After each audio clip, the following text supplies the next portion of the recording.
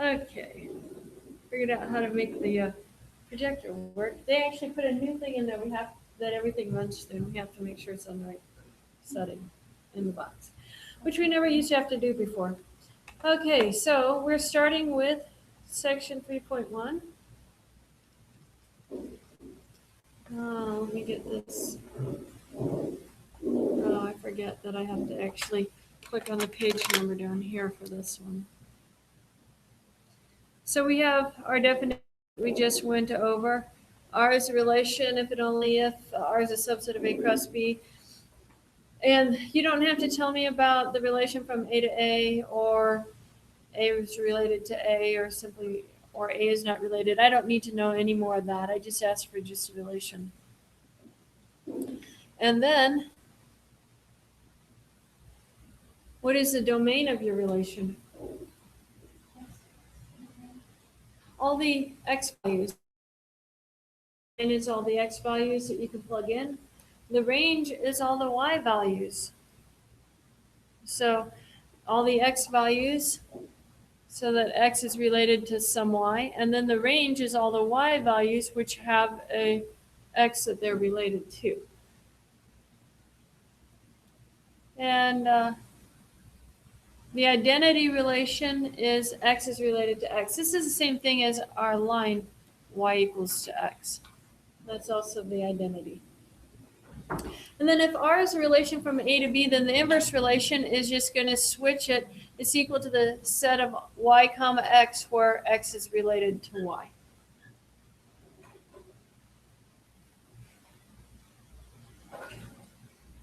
Now, we have the composition. S composed of R is equal to A comma C, where there exists a B, so that AB is in R and BC is in S.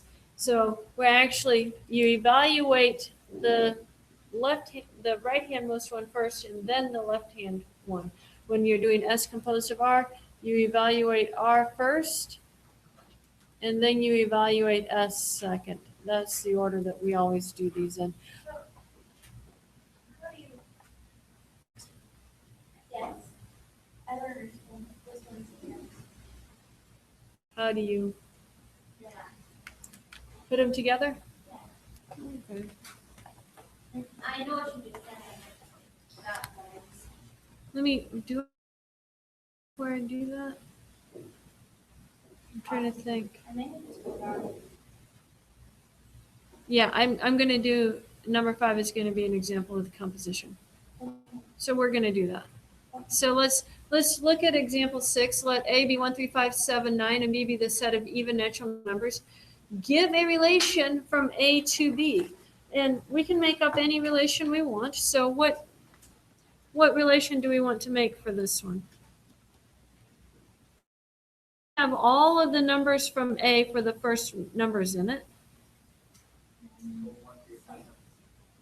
1, 6. You could just do like 1, 2, 3, 4, 5, 6, 7. Except the second set has to be even natural numbers. Right. Oh, Like 1, 2, yeah. 3, 4. Okay, so you would say 3, 4, 5, 6, 7, 8, 9, 10. What? Yeah, you could. We're missing the 2. We'll put it there. Give a relation from B to A. So now we have to go from all the even numbers. Well, except does that have all the even?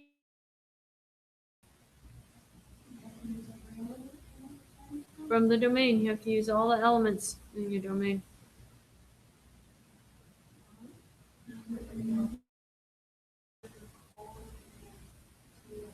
Yeah. So we're okay. So you're wanting. Well, we have to start with a 2n, right? And then where do you want it to go to? It has to go to one of the values in A. Okay.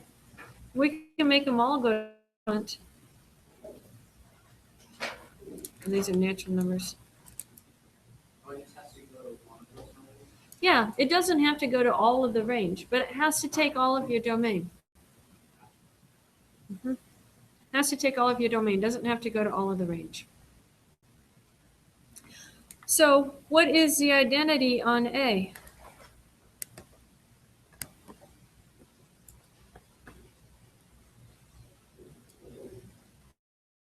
The elements to itself, right? So where would 5 go? Where would 7 go? Where would 9 go? Yeah. I did the easy one. How about the hard one? Yeah, 2, n has to go to, yeah, 2 would go to 2, 4 to 4, or I'd write it this way for n in the naturals.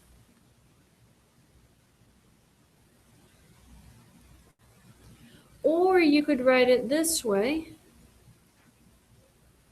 You could start with I sub b would be equal to m comma m, where m is in b. You could write it that way as well.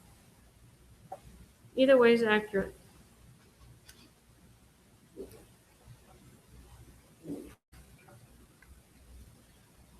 Okay, number 4 is going to give us 2 different relations, and they're going to ask us find the domain.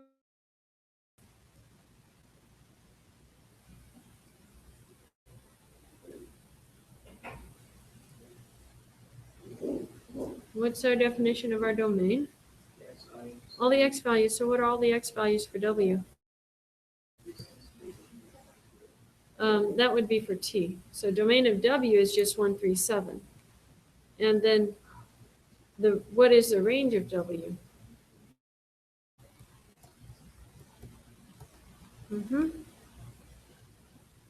And then number 5 is why I needed the t. We're going to find w composed of t. That means we actually have to do the t first. So looking at the t, I know 2 has to go to 3. Right here, 2 goes to 3. And then go to w and find where 3 goes. Where does 3 go? 18. So I know 2 goes to 18. 16 goes to 5. Is there any 5s in w? No. So that one doesn't go anywhere. Look at 18. 18 goes to 7. Is there a 7 in w? Yeah. No, I have to start with t. You have to start with the right hand. So we're going to have 18 goes to what? 10, because 18 goes to 7 and then 7 goes to 10. Now look at 22. 22 goes to 1. Does 1 go anywhere in w? 2. So 22 goes to 2. And there's our position. You always do the right-hand one first. You evaluate the x value to get the y value. You take that y value and plug it in for the x value in the other relationship. Does that make sense? Can you do that on your homework? Well, you're gonna have to just wait. The 18 to 10. What happened again? Okay, so you start at 18. Yep. 18 goes to 7. You go find the w. So in other words, w composed of t of 18 is equal to t of 18. But t of 18 is equal to 7. And then w of 7 is equal to 10. Okay, that makes sense. Okay, so you had the 2 went to 3, so you took where the 3 went in there. Because I did it. Yeah, that's what's happening on that. So now can we do that on homework?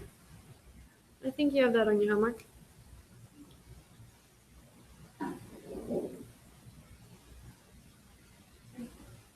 It's an easy one, yeah.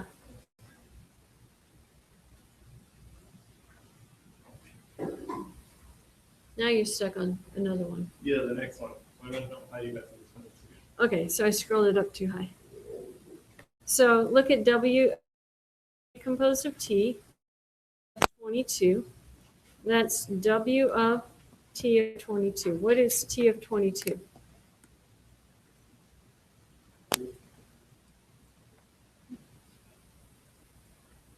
right there, right? 22 goes to 1, so Right. T of 22 is 1. What's W of 1? 2. 2. But I'm just confused with why you just went over to 22. I don't know. Oh, and what threw me off is you skipped 16 and Sorry. 5. And Yeah, so if I look at W composed of T there's no of 5. 16, that's W of T of 16, which would be W of 5. There's no W of 5. All right, I thought you were just like, I don't know. I got ahead of you. Yeah, oh, that's fine. So if 1 doesn't exist, then you just don't write it down. I thought you were just like actually following just a trail and only going, you know what I'm saying? Like, but you were Just actually picking going part of, through it. I went through every one of them and Yeah. checked it. Now, looking at this right here, what is the domain of W composed of T?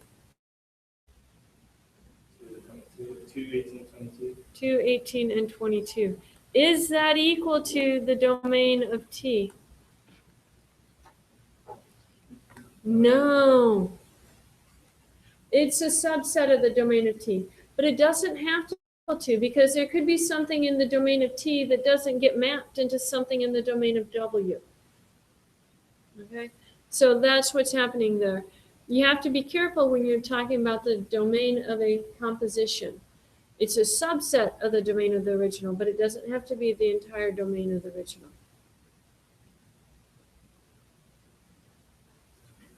Okay, let's look at our next slide. Are we all done with that slide first of all? I see some pencils moving still. You guys are good? Okay. Now, let's look at T composed of W. So I need to write my T and W down here.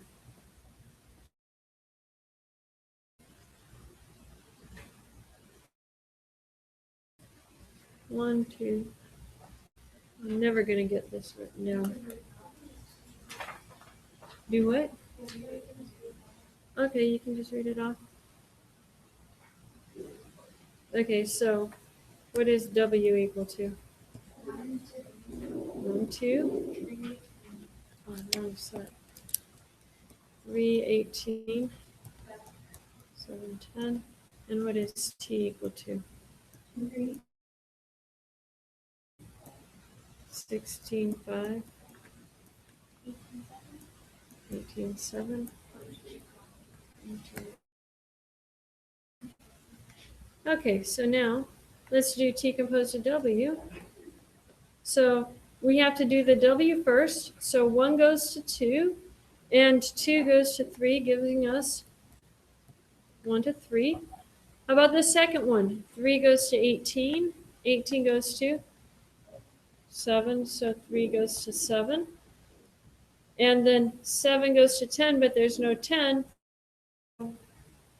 We don't use that one. And that's the last one right there. True or false? False. They're not the same. Does the order that you do your composition in matter? The order matters.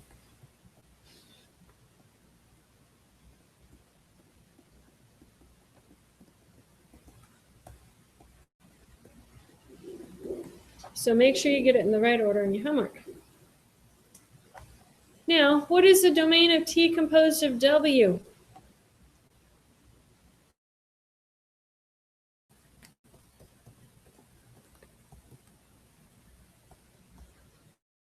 Value, so that's 1 and 3. Is that equal to the domain of W? What's the domain of W? 1, 3, and 7 is the domain of W, right?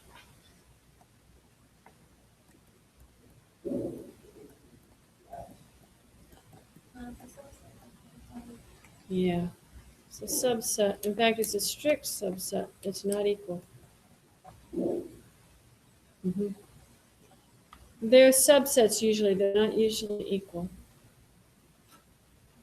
Okay. I think we're fast approaching our theorem. We're getting there. Give the first line. I saw this mistake on homework, so this is why this got stuck here. Give the first line after the general hypothesis statement. which is needed to prove each of the following statements. Let A and B be sets with some property. They'll give you some property, whatever it is. Show that A is a subset of B. How would you do that? Yeah. Let X be an element of A. It's whatever is that first set. That first set could be elephants. And you can say, let X be an elephant. It's whatever's in that first set. And then you're going to show that X is an element of B. That's the goal. So, remember, relations are sets. They're sets of points. So let R be a relation from a set A to a set B, and R inverse be the inverse relation. Show that the domain of R inverse equals the range of R. How are we going to prove that? Using just, what would be our first proof? If you're trying to show equality, the first thing you have to show is, yeah. So that's the first that you have to show, and then the second that you have to show is going to be show range of R is a subset of domain of R inverse. So our first line, if I were going to show, what am I going to say? Let X be an element of what? Yeah, let X be an element of the domain of R inverse. And if you're going to show the second one, what would you say?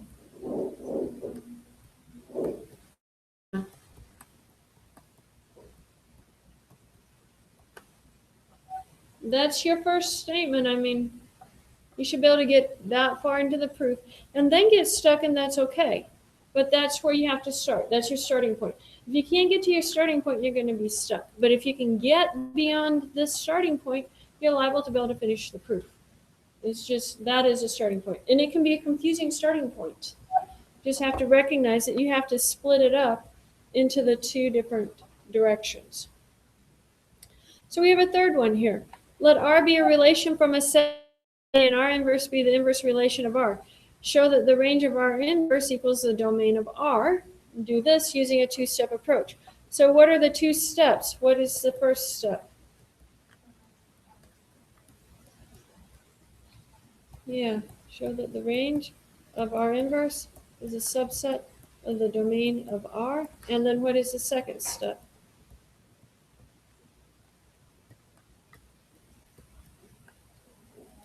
The other way around. Domain of R is a subset of the range of R inverse.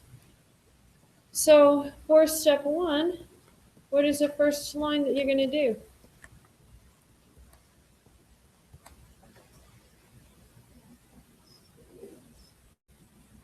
Yeah, let X be in the range of R inverse. Show X is in the domain of R. And this is all your work right here to do it. And for step two, what are we going to say? Let X exist in the domain of R. And what are we going to show? Yeah, show that X is in the range of R. And here again, that's going to be your work. You're going to have to figure out how to get from the first statement to the second statement. But that's what you're trying to do. Does that make sense to everybody? That's kind of what is still happening. That's our underlying driving force in this class so far. So, we had a reason for doing this. Your book proved A. They left out part B. Well, because I might decide to put part B on the test, we need to see it. So let's kind of give an outline for it, and then I'll go type it up. What is the hypothesis for this? What is a big hypothesis statement for this proof? Yeah, right there. So let R be a relation from A to B. And then on part B, we're trying to show equality. So which direction do you want to show first?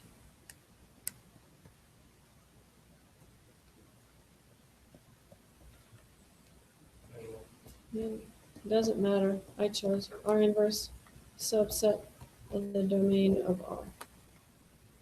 Show that the range of R inverse subset of the domain of R. So what does that mean? We're going to have to let X be equal to, let X be an element of. Yeah, let X be an element of the range of R inverse. Well, what do we know about our range of R inverse?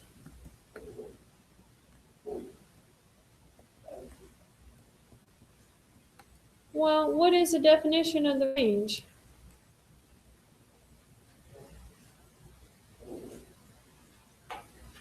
Look on the first page of your slides. Yeah, apply the definition of a range. There exists a Y in what? B. Where did R goes from A to B, so R inverse goes from B to A, right? Or the Y and A. So there exists a Y in A such that, I'll put it this way, XY is in R inverse. Are we good with that? Since X is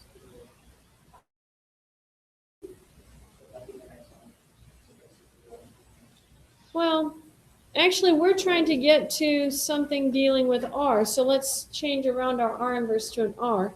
What does that mean?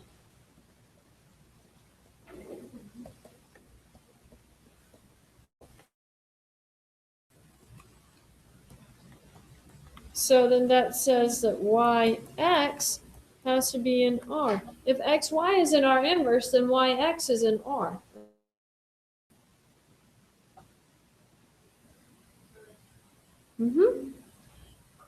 We're trying to get to the domain of R. Ah, I did this backwards. You guys were so right, and I was thinking domain instead of range here. I know X is in the range, so this should be in the domain of R inverse, which is B. So this is YX. Go back and fix this. And so this would be XY is in R. If Y is in the range, then if X is in the range, then something has to be in the domain that gets mapped to the range. Do you guys all see that? I was starting with the I was starting with the domain in my mind instead of the range. Why the definition? Because X is in the range, it has to have something in the domain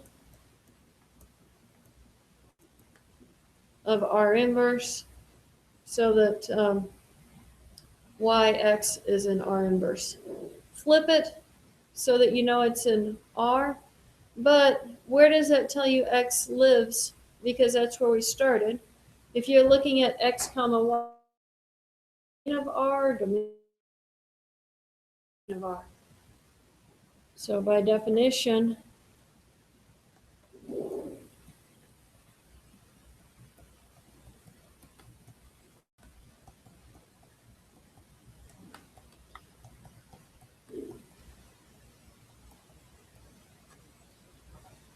so that has shown you that the subsets go that direction. That's my outline for that direction. Now let's do an outline for the other direction and then we'll type it up. The other direction is show that domain of R is a subset of R inverse. So our first step here is going to be what?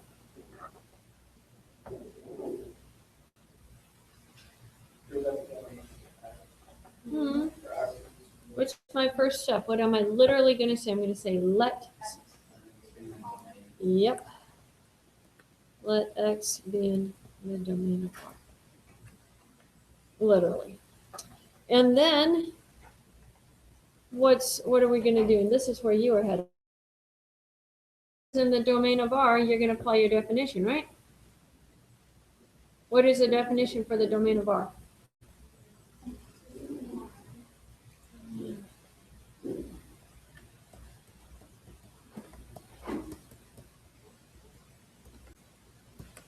There exists a y in the range of R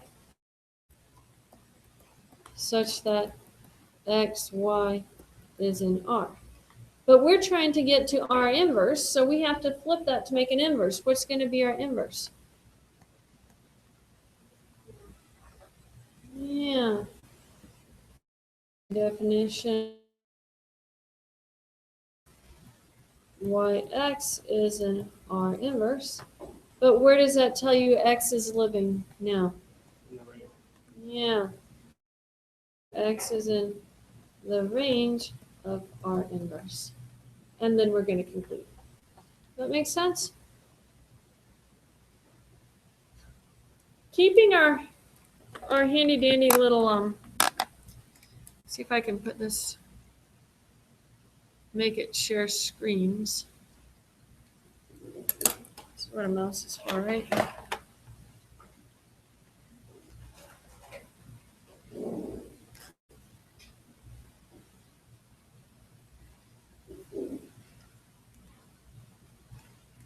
There we go.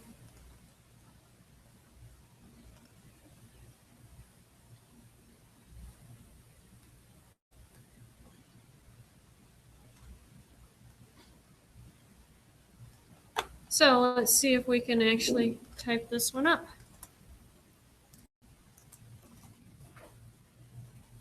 So the hypothesis, let R be a relation from A to B. That is going to go first. And then we're going to just do our forward direction.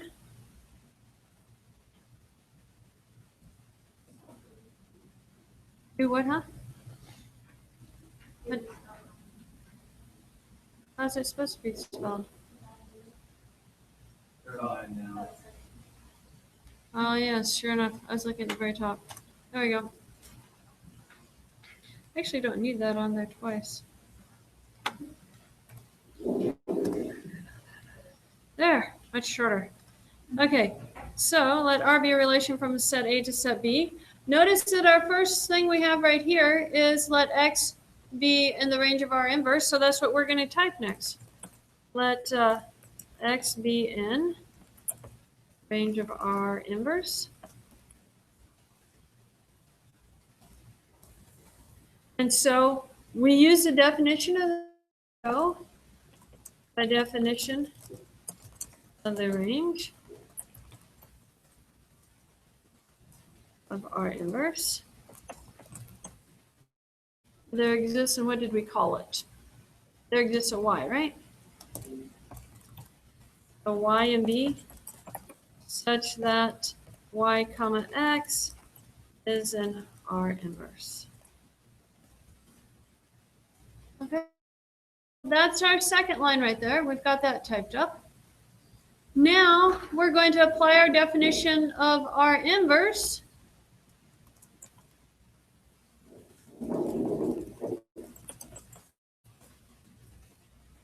That's not what I wanted. R inverse. I know that x comma y is an R. If x comma y, I hate that keyboard, let me use the one I like.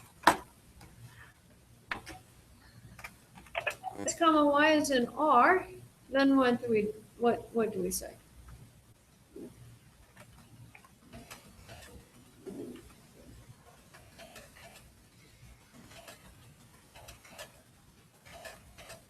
I know that x is in the domain of R. Now, since x was arbitrary, what does it mean to be arbitrary? No. Nothing special. 6. Yeah, this.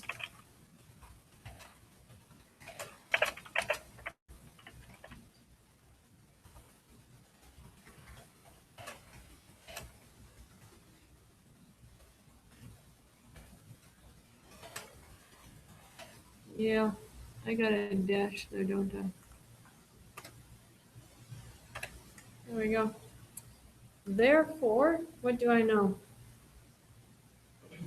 Range of R inverse is a subset, right?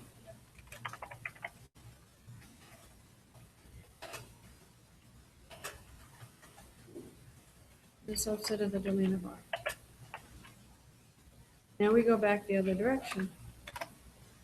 I never remember the numbering for that one. Where's my arrows? Oh, I don't have my arrows up here. Oh, I'm gonna put back because I can't find the arrows.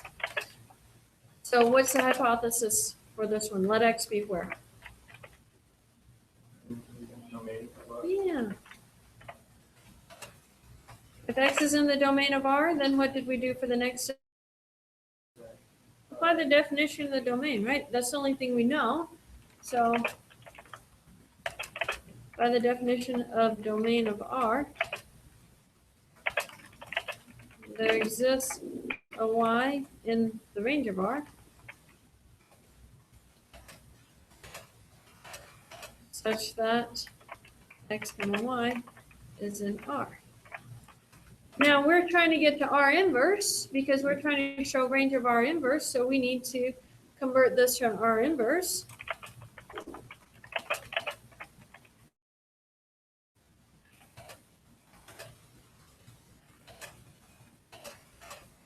I know that Y has to be in R inverse.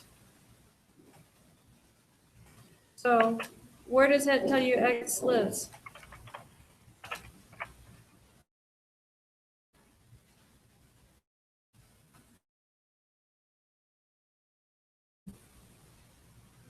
Range. Range is a second. And then since X was arbitrary, copy and paste and fix.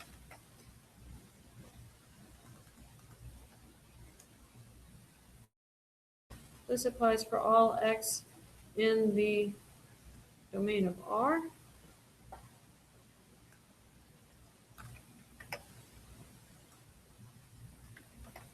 Therefore, domain of R is a subset of the range of R inverse. Now delete that. Since by both of the previous parts,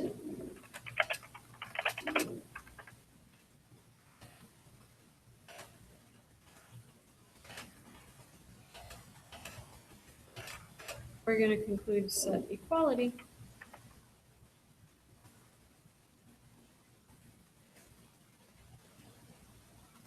Does that make sense?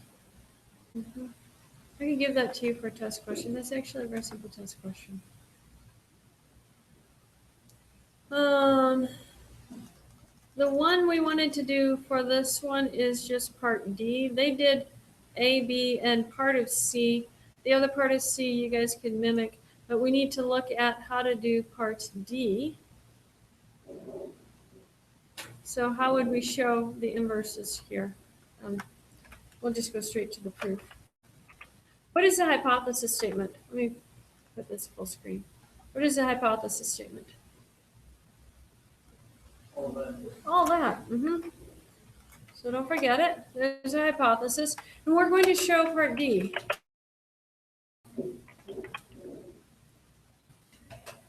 Here again, sets are equal. Okay, so if I'm starting with something in the first set, I have to show it lives in the second, then I have to start with something in the second and show it lives in the first. How would you do that? Did the book do part D? I'm not mistaken on this one. I thought it didn't, but yeah, it doesn't. So I have it written here. I need to do it. I'm going to actually do this going both directions at once. So I'm going to put it on display, and I'm going to say now XY is in the right hand, sorry, that's the left hand side. XY is in the left hand side as composed of R inverse, if and only if what? Well, we have to take care of that inverse first, right?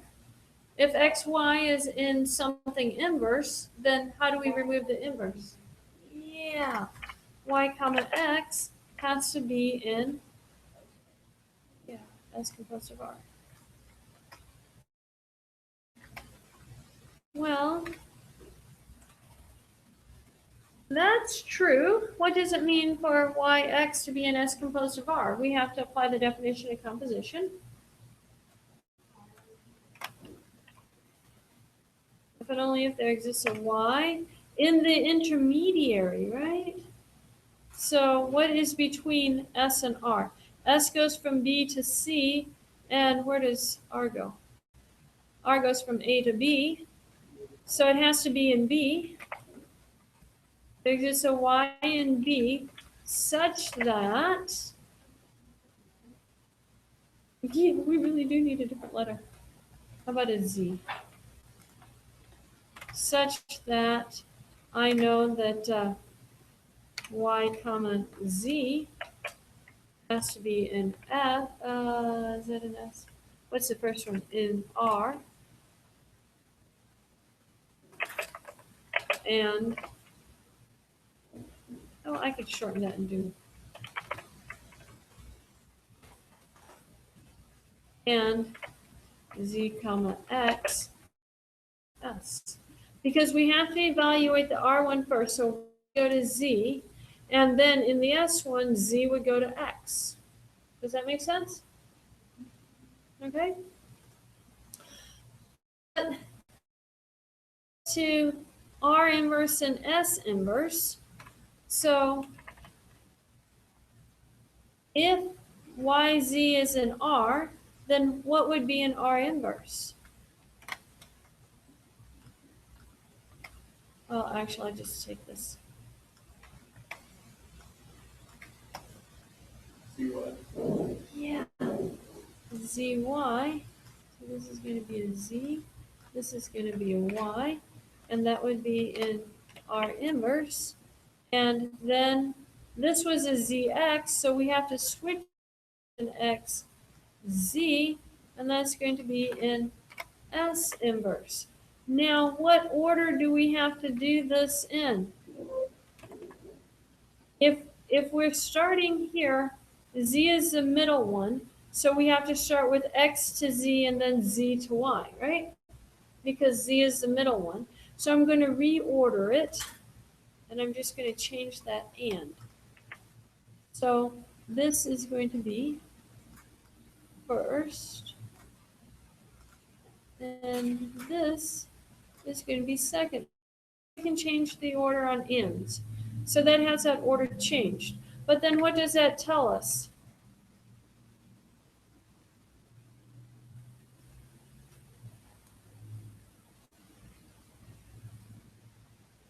Combine it together, and what point do you have? X, Y.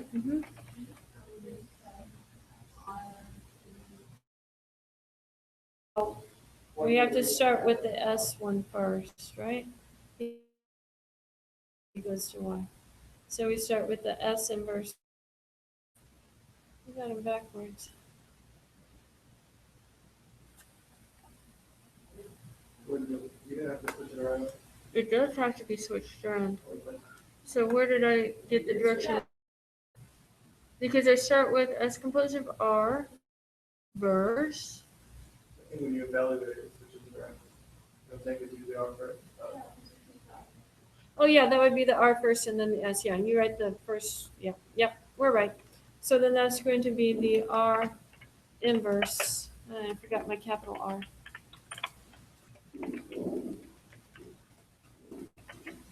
And then S inverse.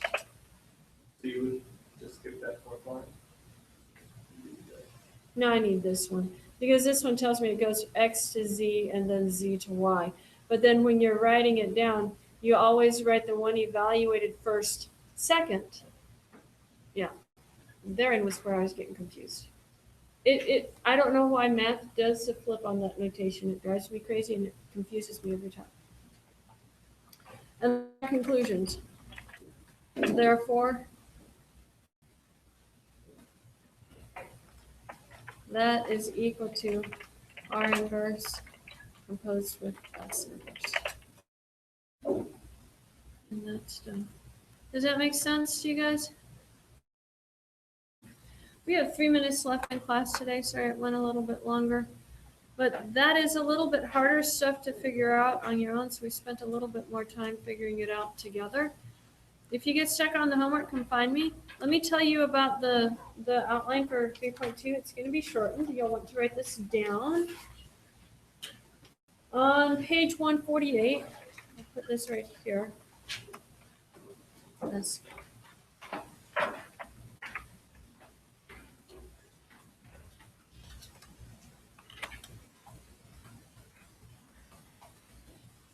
Okay, so skip example bottom of page 148. That's the one with the digraphs and everything like that that continues on to 49. So skip that example. You'll need to know the definition there, the definition on page 150, the examples they give you for congruence classes. They're 3.22, and then you're going to skip from 3.2.3 to the end. Yep. Yep. So you'll never be responsible for. They're 3.2.3 to the end, and that digraph example, we're not dealing with the digraphs. Yeah, so skip. Yep. Yeah. The definition, they do an example actually in the middle of the paragraph there that you're going to want to read over. It's going to be kind of strange. We're going to spend some time in class trying to figure out how to do it. Exercise 9, I believe, is a homework problem. So you'll want to spend a little bit of time figuring that out. But that shortens, that means you're just down to 2 theorems and some examples, but not as many examples. It should be a shorter outline than what you had today. That was a long one today. Yeah. I know, I typed it up. Not only once, but I typed it up twice because I typed it up for the outline, then I retyped it for notes for class. Okay, we are done for today.